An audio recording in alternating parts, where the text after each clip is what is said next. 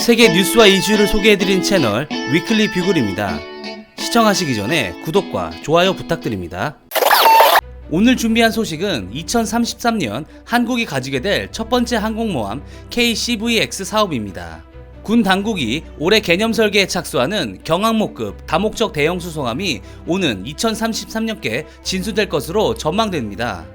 다만 3번함은 1, 2번함과 구조, 운영 방식 등이 완전히 다르고 배수량도 2배에 달해 경항모급으로 분류됩니다. 정부의 한 고위 관계자는 해군의 대형 수송함 3번함은 오는 2033년께 진수하는 것으로 계획이 수립돼 있다고 전했습니다. 국방부는 지난 18년 8월에 2020-2024년 국방 중기 계획을 발표하면서 단거리 이착륙 전투기를 탑재할 수 있는 다목적 대형 수송함의 국내 건조를 목표로 선행 연구와 개념 설계에 착수할 것이라고 설명한 바 있습니다. 이어 공개한 2020년도 국방 예산안에 단거리 이착륙 전투기 탑재를 위한 핵심 기술 개발비로 271억 원을 편성했습니다. F-35B 스텔스 전투기 등 수직 이착륙기의 하중을 견디는 갑판 기술 연구에 255억 원, 설계 전 함정 모양과 구조 등 개념 연구에 16억 원 등을 사용할 계획입니다. 군 당국뿐만 아니라 정부에서도 앞으로 건조될 경항모급 대형 수송함에 상당한 기대감을 나타내고 있습니다. 동북아시아에 위치한 중국, 일본이 국방력을 계속 증대하고 있어 자주 국방력 강화의 중요성이 부각되면서 경항모급 수송함은 군사 정찰위성, 차세대 잠수함과 함께 주도적인 안보 역량 강화를 위한 핵심 전력으로 꼽히고 있습니다. 올해 개념 설계 착수를 필두로 대형 수송함 건조 계획이 순탄하게 진행될 것이란 전망입니다.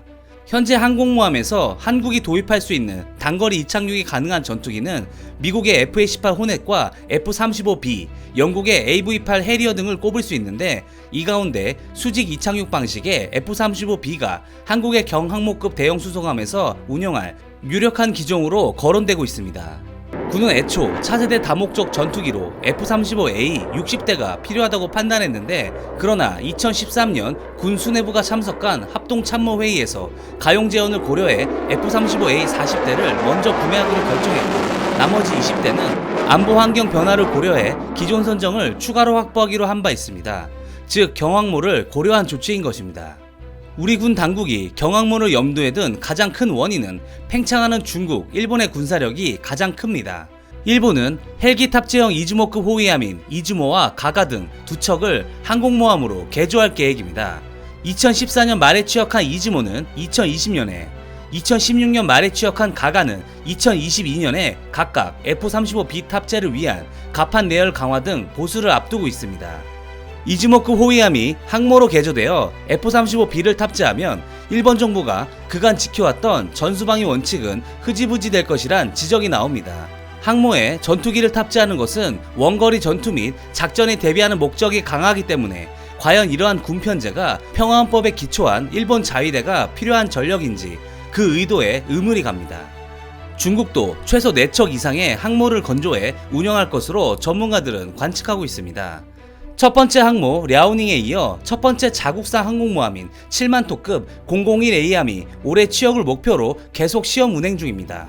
랴오닝함은 젠15 함재기를 26대 탑재할 수 있으나 001A함은 32대를 탑재할 수 있습니다. 하지만 두 항모 모두 현대 항공모함의 필수인 캐터펄트가 없는 스키점프 방식이어서 가뜩이나 젠15의 약한 엔진 출력에 스키점프 방식의 조합은 2차 세계대전 수준의 전력이란 평가들이 대부분입니다.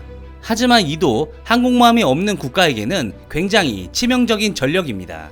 또한 2030년과 2035년 신형 대형 항모가 각각 취역할 것으로 알려졌습니다. 한국은 지정학적 위치로 인해 강대국 주변에 둘러싸인 형국입니다. 물론 세계 7위의 군사력의 대한민국이지만 중국, 러시아가 한국보다 훨씬 강하고 대등한 군사력의 일본도 계속 확장해 나아가는 형국에 항공모함은 대한민국 전력에 가장 필요한 전략무기 중 하나가 되지 않을까 생각됩니다. 이상 위클리 뷰글이었습니다. 시청해주셔서 감사합니다.